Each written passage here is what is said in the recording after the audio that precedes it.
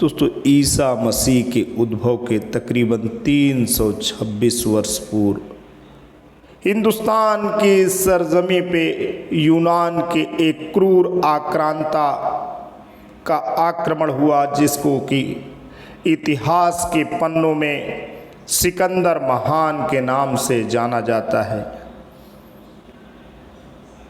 उस समय सिकंदर और पोरस की बड़ी भयानक लड़ाई हुई। पोरस की सेना के सैनिकों ने सिकंदर की सेना के सैनिकों के दांत खट्टे कर दिए। यद्यपि इस लड़ाई में पोरस हार गया, सिकंदर विश्व विजेता होने का उसे गौरव प्राप्त था। वो यूनान, ईरान, मिस्र, बेबीलोन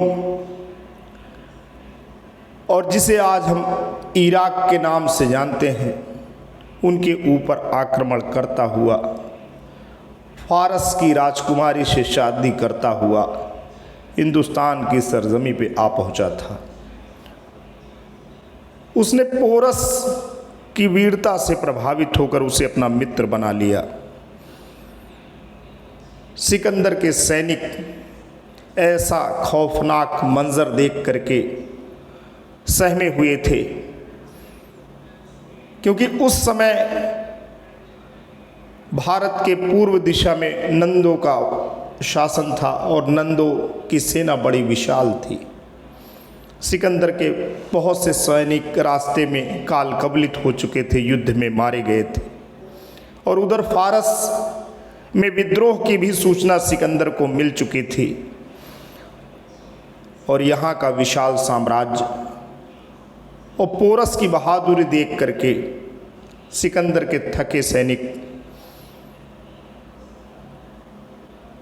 ने सिकंदर से निवेदन किया कि हमें मुल्क वापस लौटने हैं। सिकंदर की तानाशाही और जादुई नेतृत्व की क्षमता भी फीकी पड़ गई और सिकंदर ने वापस लौटने का निर्णय ले लिया। दोस्तों, आज की जो कविता है आपको इतिहास बोध कराने के निमित्त नई पाठ की जा रही है। आज कब हृदय दर्पण के माध्यम से हम जो कविता का पाठ करने जा रहे हैं, उसका शीर्षक ही है सिकंदर लौट रहा है। और इस कविता के रचनाकार हिंदी के सुविख्यात सुप्रसिद्ध कवि मदन कश्यप हैं।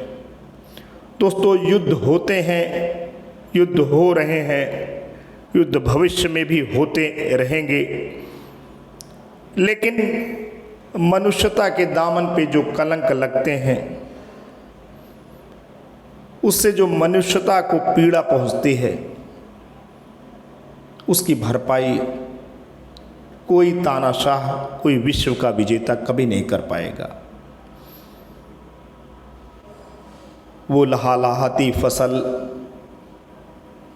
वो खूबसूरत बच्चे, वो प्राकृतिक वातावरण, जिन रूप में इनका मर्दन होता है, जिन रूप में इनका क्षय होता है, जिन रूप में लाशें बिछती हैं, जिस रूप में खून की नदियां बहती हैं,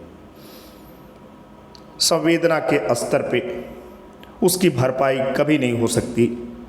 आज की जो मार्मिक कविता है सिकंदर लौट रहा है, कुछ इसी विषय का। आइए दोस्तों कविता का पाठ करते हैं। सिकंदर लौट रहा है, मदन कश्यप। अपनी ही जीती हुई धरती से पराजितों की तरह गुजर रही है विश्व विजयनी सेना, सिकंदर लौट रहा है। अपनी जीत को जहां का जहां छोड़ते हुए पराभव और व्यथा के साथ सिकंदर लौट रहा है। कभी उन्हीं रास्तों से वह आया था, धूल के बादलों में रक्त रंजित तलवारों की बिजलियां चमकाते, विशाल लाव लश्कर के साथ नदियों को छलांगते हुए, पहाड़ों को रौंदते हुए, गांव नगरों को जलाते हुए, फसलों को कुचलते हुए। इन्हीं रास्तों से वह आया था। जहां जहां पड़े थे उसके पांव, उससे और दूर दूर तक मची थी तबाही। जहां जहां तक दौड़े थे उसके घोड़े, उससे और दूर दूर तक कांपी थी पृथ्वी। ढेर सारे लोगों को अपने पांव और उससे भी ज़्यादा को अपने आतंक से कुचलते हुए जिन रास्ते से आए थे, उन्हीं रास्तों से लौट रहे हैं। मृतकों की यादों और घायलों की चीख पुकार से हताश व्याकुल सैनिक जिन नगरों को जलाया था उनके साथ आंसू बहाती, जिन फसलों को मसला था उनके कुचले दाने चुन चुन कर भूख मिटाती, जिन पहाड़ों को रौंदा था उन्हें पीठ टिकाकर थकान उतरती, लौट रही है विश्व विजयनी सेना। तो दोस्तों, जो रास्ते थे, जो रास्तों के किनारे छाया गार पेड़ थे, जो फसल थी, जो अपनों की आत्मिक पीड़ा थी, जो दूसरों का खून होते हुए लोगों ने देखा था, उसके साथ, उन अनुभवों के साथ सिकंदर की सेना वापस लौट रही है। मनुष्यता को तार तार करने वाली सिकंदर की सेना वापस लौट रही है। प्रेम और हृदय में खंजर को भोंकने वाली सिकंदर की सेना वापस लौट रही है। दोस्तों, कहा जाता है कि सिकंदर फारस के विद्रोह को दमन करने के लिए लौटा ही था, लेकिन बेबीलोन में उसे टाइफाइड बुखार हो गया और वहीं असमय काल के गाल में समा गया। तो दोस्तों, युद्धों से हमें सबक लेना चाहिए, ध्वंस से हमें सबक लेना चाहिए, क्योंकि ध्वंस और युद्ध मानवता के माथे पे कलंक है। इससे मानवता को बचाना है, इससे मनुष्यता को बचाना है।